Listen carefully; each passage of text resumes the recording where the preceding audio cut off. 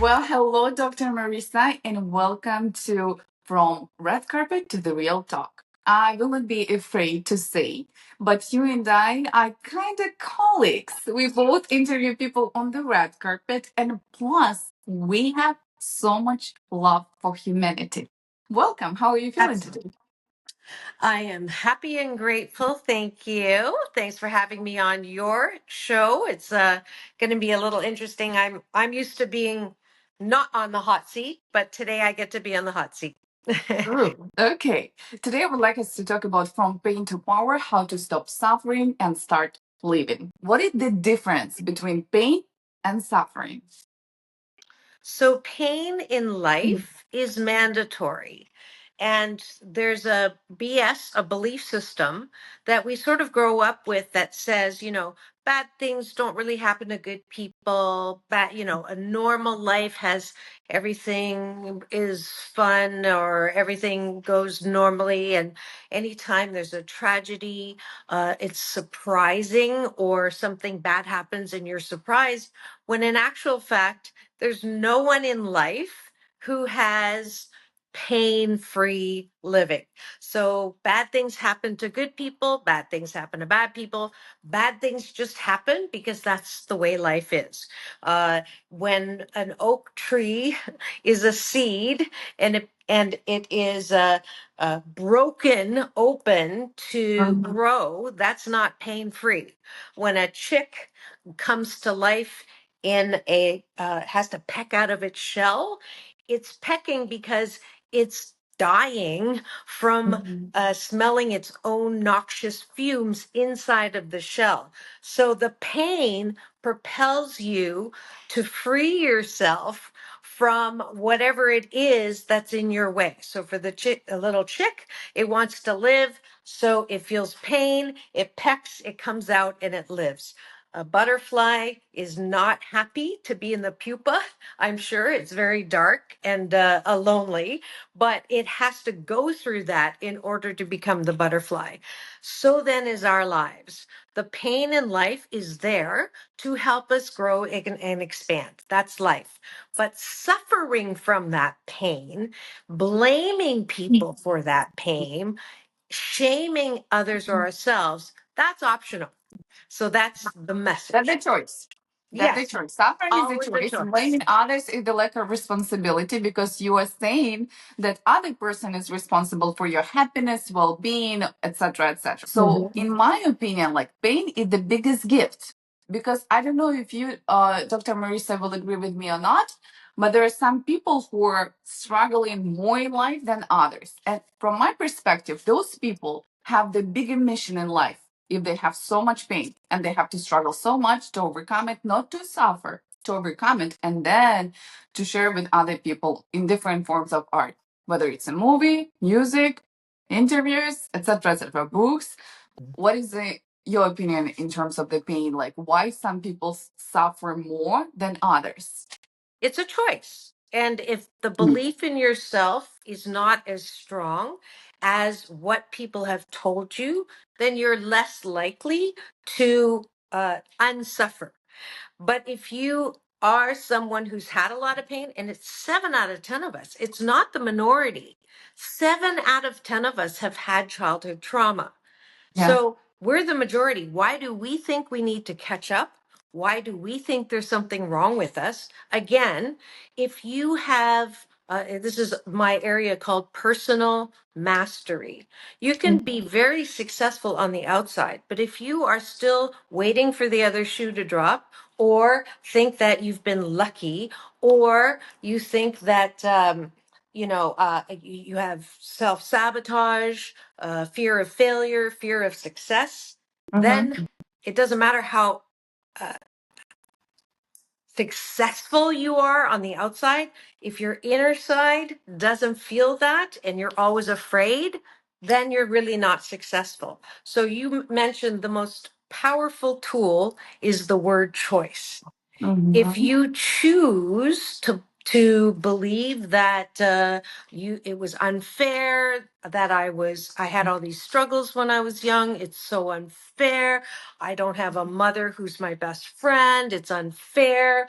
Then you will suffer Yeah. because you will never realize that you have the power to turn how you see what happened to you as really what happened for you.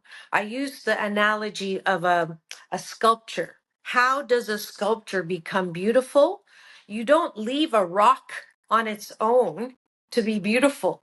You have to chisel the rock Yes. to Yes. make it beautiful. And that's what we all have the opportunity to do. Exactly. But how to do it, Dr. Marissa? I love the statistic that 7 people out of 10 were dealing with a childhood trauma and we didn't choose it. It True. happened.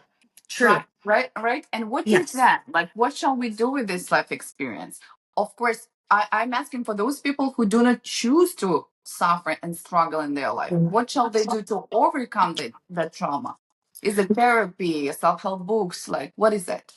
All of the above. There's no one way for you to stop suffering, but it's your choice to want to stop suffering.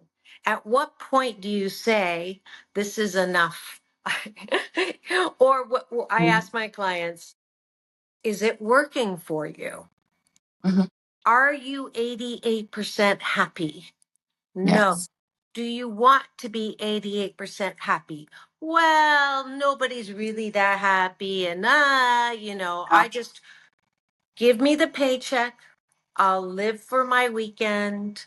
I will suffer. I don't get any enjoyment out of work or wherever it is. That's your choice.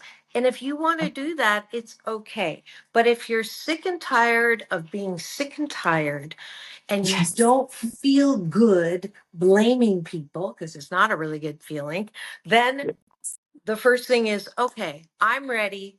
How am I going to change the way I feel about who I am and what I see? So the first thing I would suggest is I start this on the show every morning, every weekday morning, which is take a bite of my gratitude sandwich. So Mm. first thing in the morning, top of the bun, instead of picking up your phone, doing this, which is Yes. MS scrolling, Yes. meaning Yes. meaningless scrolling, Mhm. instead of turning the TV on and listening to what producer wants to make you upset with, if it Mhm. bleeds, it leads, you choose to say, okay, before I do anything, I'm going to sit up and actually close my eyes and just take a breath before I start running into all the things I have to do. Because if you do this, do that, do this, you're going to end up in doo doo. So you Yes. want to just sit, take that breath through the nose, release through the mouth. And in that breath, you feel, okay, hold on. I'm just alive right now. I don't have to do anything right now. I'm just going to sit and feel my hands. Cool. Feel my feet. Cool. Feel my pillow. Wow. I have a bed to lay in. I'm grateful for that. I have my sight I can see. I can smell with my nose. I can feel with my fingers. I have a roof over my head. I have food in the fridge. I have money in my wallet. That's 8 things right away that I can be grateful for as soon as I wake up.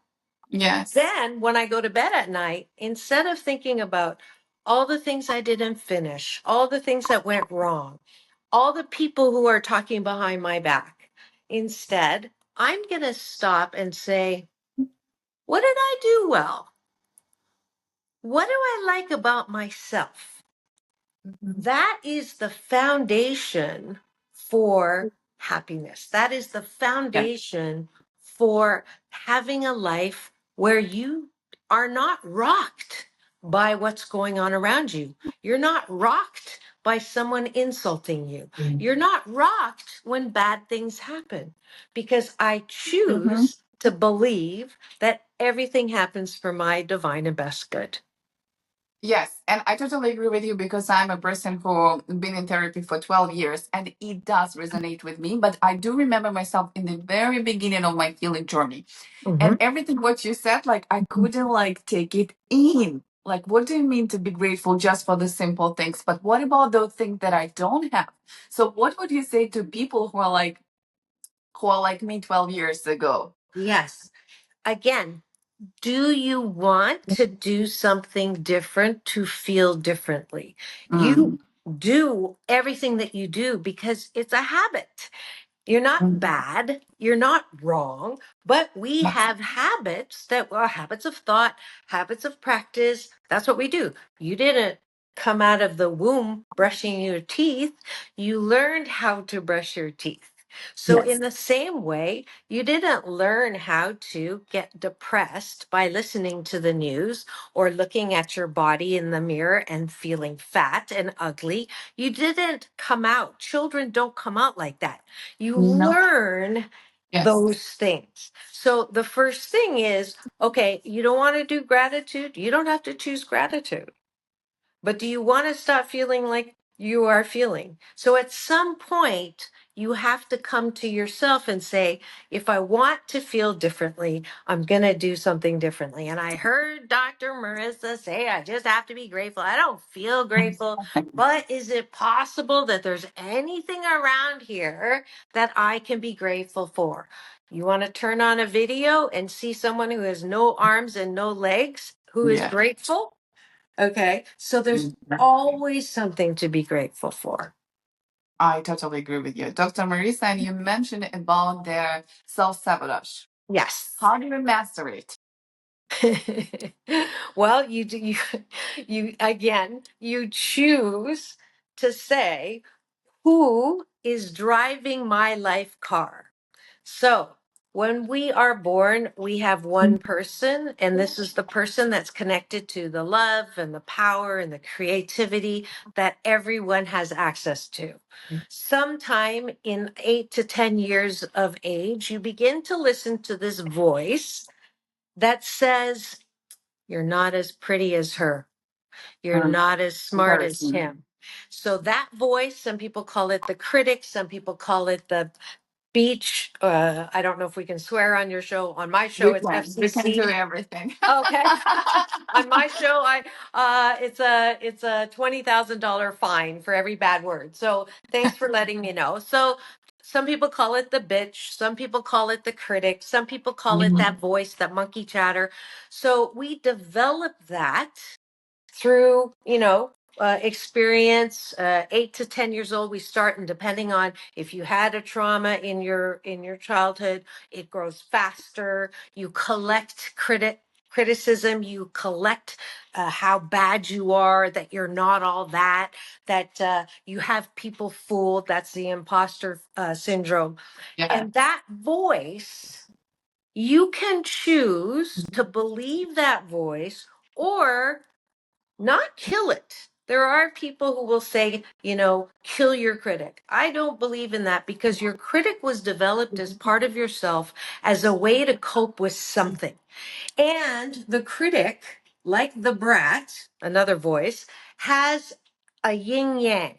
So, critic, the good side of the critic is the protector. If we didn't have the critic, we would have burnt hands from putting them on the stove, and we would be run over by the car from running across the street. So, the critic has value in helping us with perceived danger. However, if you let the critic drive your life car, it will drive you over a cliff, because the critic says you're not good enough and you'll never be enough. The critic says you can be happy when you have this much money in the bank, Yes, yes, yes. when you have Mhm. this accomplished. And I have a Mhm. feeling you and I were recovering perfectionists. We Yes, said, I'll be happy when we achieve this. And we've already achieved 100 times more than we yes, ever could have imagined. And yet, if we let this critic continue to say, yeah, but you didn't do this yet. Or look, that person has that much more than you. They're the same age. Then we'll never be happy. So that voice that gives you the self-sabotage. Now, the self-sabotage is actually from another character called the brat. The brat is the one that says, What do you mean I can't have that Krispy Kreme donut? What do you mean I have to apologize to that person? You're not the boss of me. And then they don't make the call. You don't do what you said you were going to do. You don't stop doing something that's harmful to you. And guess what? Then the critic goes, see, told ya, you're not all that. So Yes. this dynamic is what self mastery is about. Personal mastery is who's the boss of me? Is it the critic? Nope. Is it the brat? Nope. It is me, the balanced centered me. I call it the BC me. Okay. Balanced centered. Dr. Marissa is the one that will say, darling, you've been Mhm. criticizing me for a long time. And I'll have my clients actually name my critic. You want to play? Who's that voice in your head? What do you call her? You know what? That's exactly what I just wanted to ask you. Uh-huh. Because look, so perfectionism is coming from the parent who was unhappy with us. We are having some achievements, for example, riding a bicycle, like something simple. This parent is unhappy. And what happens to us? We become the self critics to ourselves, Mhm. right? And we are so like we want everything to be so perfect because we want deep inside to please that parent who was always unhappy. And my question is to you, Dr. Marissa, is do we have to define who is it talking inside of us? Is it our mom, our grandma, our ex-boyfriend, etc., etc.? Do we have to define that voice and to tell them goodbye, the virtual goodbye, or in the form of a letter or something else if we want to talk to this person? But Mhm. we have to ask ourselves, do we have to talk to this person? Will they understand? Maybe not. So we will just waste our energy. So my question is, do we have to define who this critic is? Because it's not us, in my opinion. Actually, it is us. We've taken what started with my mother, Mm-hmm. you're fat, ugly, you're clumsy. And then I have internalized her and then collected other people's criticism to create this thing called my critic. My Mm-hmm. critic is way bigger than my mom ever was. So I started with her. That was the voice of the critic. But now she's in Canada. She doesn't live my life every day. But if I get 99 compliments and one criticism, my mind will go to that criticism. And what good would it do to tell my mother, you shouldn't have done that? She's never going to apologize. Oh She's no, never going she will to. not even understand. Yes, yes, Exactly. But yes, this is graduate school on self-mastery. We yes. have every right to be angry with the people who criticized us. Mm-hmm. But to what end? If Sure. I can take responsibility and say, okay, they started it, but I'm finishing it, I can change my internal critic. I can't Mm-hmm. change them, but I can change my internal critic. That's Exactly. the most important thing. I can write a letter. Mm-hmm. Sure. I can confront, but for what reason? True. I Yes. need to be at peace with my own created, take responsibility for my critic. And when I can do that, then I'm free. I'm no longer going to the tractor for milk Yes. because it wasn't her fault. Yes. She Yes. did the best that she could do. My job is to give her slack, thereby giving myself slack. And it's the most incredible, powerful mindset or BS, the belief system, because I can choose to blame her for the rest of my life. Mhm. I can. Mhm. I have every And we right will to do suffer. that. And we will And we suffer. will And it will be our suffer. choice. Yes, exactly. Yes. Totally agree with you, Dr. Marisa. In my case, for example, I remember my mom was comparing me to other girls all the time. Mhm. So when I became a grown-up woman, a professional, so what did I start doing? I was comparing myself to other women, to other professionals. And then I asked myself whether it's me comparing myself to other women or whether it's my mom who comes into my mind is like, oh, Eugenia, look at that girl. She's so much better than you are. And then I am aware of it and I say to myself, like, now, Eugenia, it's not you, it's your mom who came. And what do you have to tell her? Goodbye, mommy. And then I choose a different scenario, like, Eugenia, you are you, who you are, and this girl is who she is. Mhm. Stop comparison. Mhm. So I feel like self-talk is also very powerful. Very Affirmation, powerful. self-talk, and self-praise, and being always on your side and being the best possible parent for yourself. Absolutely. But you're Yes. still blaming her a little bit. And that's why it's so much more powerful to take it off of that person and to own that it is me. It's the critic part of me that is doing this. And I can soothe my critic by saying, and I call my critic my mom's name, right? But I know it's not my mom. It's I've developed that because if I keep saying it's her, then I'm also angry with her and I want to release that. So the most powerful exercise with people who hurt you, people who did something to you, people who didn't do something that was helpful for you, like your mom. In her mind, she was trying to help you, but you know, I call them well meaning. They're more mean than well. So, so what I want to do is release her from the blame and take responsibility and say, and this is something I learned from Dr. Michael Bernard Beckwith, who's the one who actually introduced me to Oprah as the Asian Oprah. So he said to me, yes, what she did, what your mother did, was not ideal.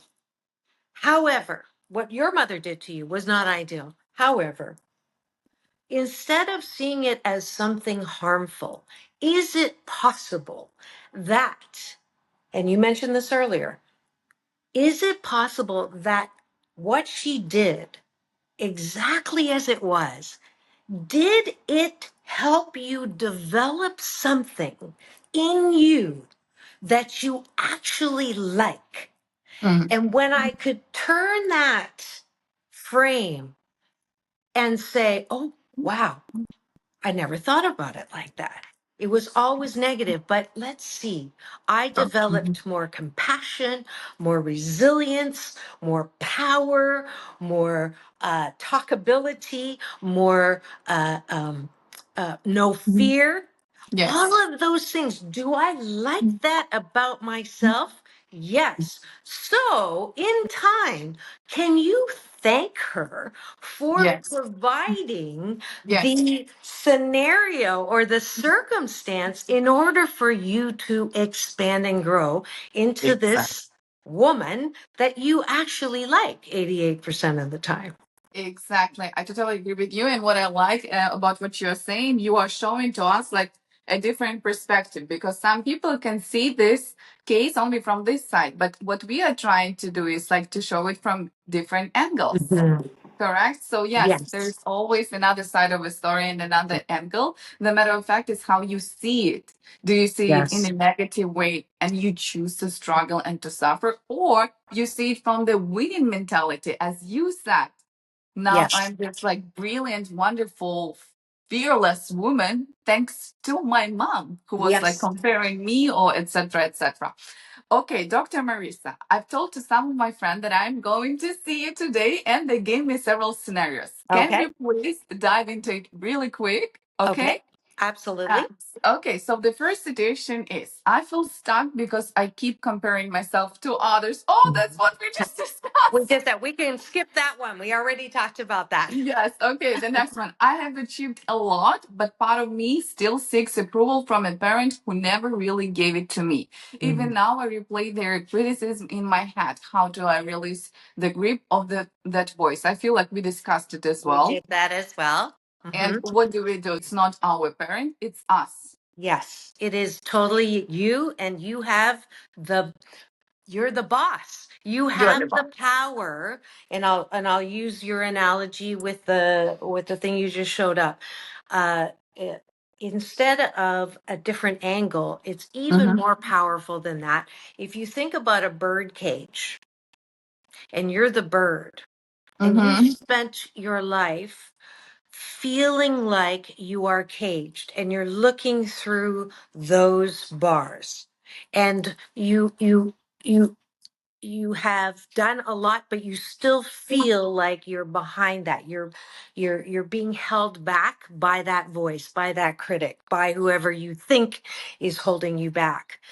I would ask you to grab yourself by the Mm-hmm. neck gently, lovingly, and pull yourself up to 88,000 feet and look down at yourself as that beautiful bird in the cage. And if you begin to look at the whole cage, at the back of the cage, there are no bars. You at any time can turn in the cage and Yeah. see there's nothing holding you back. Oh That my is God. why I say I love go it. up. Hashtag UP going up is unlimited possibilities. And the only one, I'm getting chills, the Me only too. one, that's the energy we're connecting on. The Yes, exactly. only Yeah. one is us. It is nothing to do with With other anyone people. else. Yes. Yeah. Mm-hmm. Thank you. Yes. Okay, the next one. I love what I do, but lately I felt burned out and disconnected from the joy I used to feel. How do I reset when the very thing I used to love now feels like pressure? Ooh, that's a good one. It is a very good one. And Mhm. I'm so glad someone asked that because I've been on a one woman mission to get rid of the stupid saying, Jack, Jack of all trades, master of none. I don't know who came up with it. I don't care. I just don't want it to limit us anymore, especially women. Women are particularly hard on ourselves. We think we're not as Yes. smart, not as beautiful, not as thin as Other we actually adjectives. are. Yes, exactly. Most men, on the other hand, not all men, have more, think they're more buff, have more hair, and are smarter than they actually are. And this, again, is the choice and the perception. One is, it's we think we're told you can only do one thing well in life.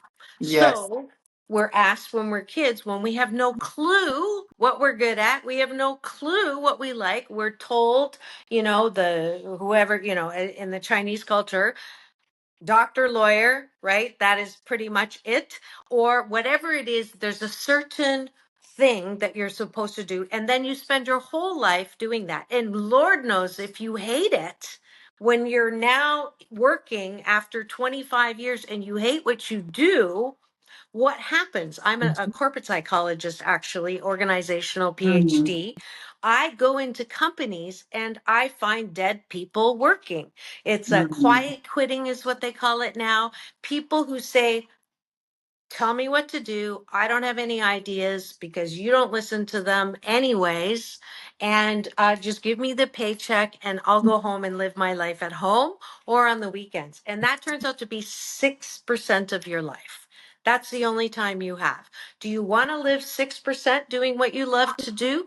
Or do you want to say, don't quit your job, but you've had a career where you have skills. With those skills, and instead of coming home and just watching and binge watching or scrolling and wasting your time, what about going to access things like YouTube that has so many experts there teaching you how to do things, or going and volunteering somewhere in an industry that you might learn more about it, because life is so short. What says we have to do one thing? You and I are both multi hyphenates. We do Oh, many yes. things because we know that that's a BS bullshit belief system that you Exactly. can only only do one thing. So one of the Both. best things about COVID, hashtag COVID silver lining, is it gave us a pause. And if you didn't fall into feeling sorry for yourself and sitting home and a new practice of just watching series until 3 in the morning, instead you took that time, like I did, to become a filmmaker, to write a screenplay, to whatever Awesome. it Yeah. is. I'm doing stand up now. I'm a motivational speaker for 30 years. Why would I want to do stand up? Because life is too short to not try to do as many things as you can. So, for the Yeah. person who asked the question, okay, the fact that you're not happy, that's a good thing. You have awareness that I'm not happy. So, before you change jobs, can you recapture what do I like and what am I good at and what have I learned from the job that I've had, the career that I've had, that I want to celebrate? And then I play with Google every day for 15 minutes. It's called Google Play, different than it's said. And I sit and I put in keywords into the search bar and see where it takes me. And as Interesting. I explore, that's how I became a filmmaker. I just put in fun images, video, boom. And you have all these things go up, unlimited possibilities again. It's your life. Yes. Master your life. Dr. Marissa, I know that you have #1 Amazon and national best-selling book, 8 Ways to Happiness from Wherever You Are. Awesome. And you got it perfect. Okay, tell us about this book and how book writing came into your life. So 8 ways to happiness from wherever you are. The number 8, because I know you thought I was Swedish, but I'm actually Chinese. Infinity, And pardon?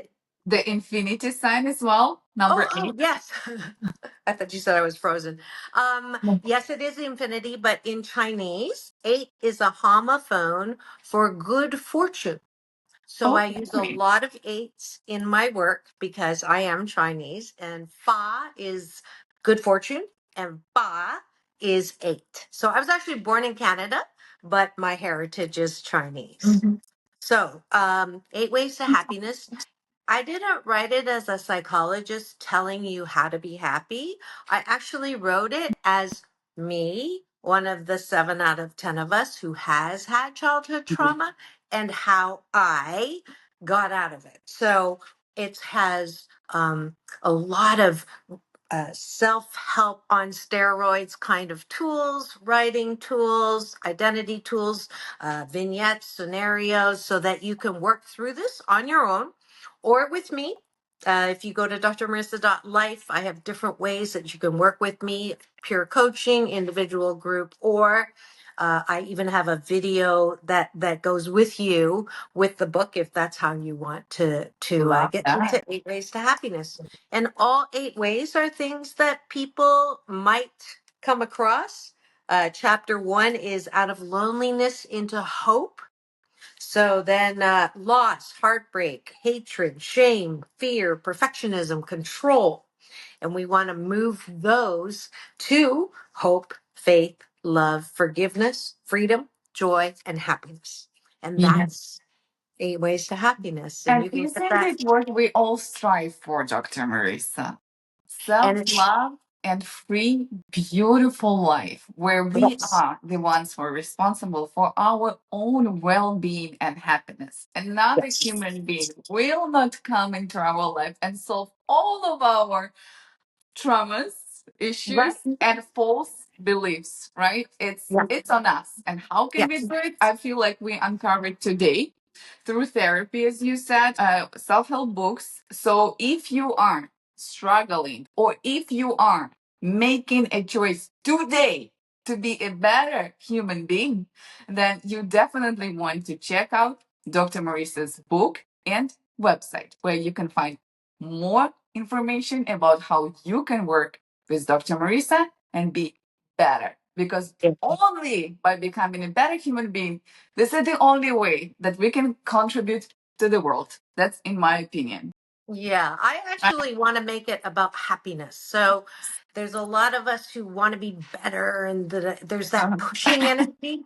So I want you all to claim your birthright to be happy 88% of the time, because we're all loving, lovable, and loved. We're Yes. wrapped in a warm blanket of worthiness, and that's what life's for, is to feel good 88% of the time and claim your birthright to happiness.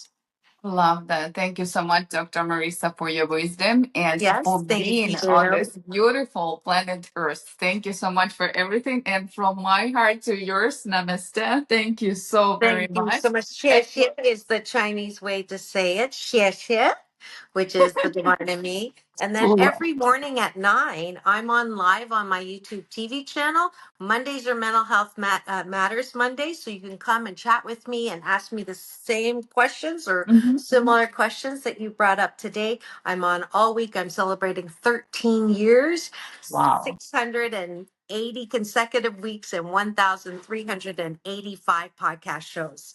So Layla Ali was on last week to celebrate with me. So come on and get happy. Let's celebrate and be happier. Yes. Thank you Thank you, so much. Eugenia.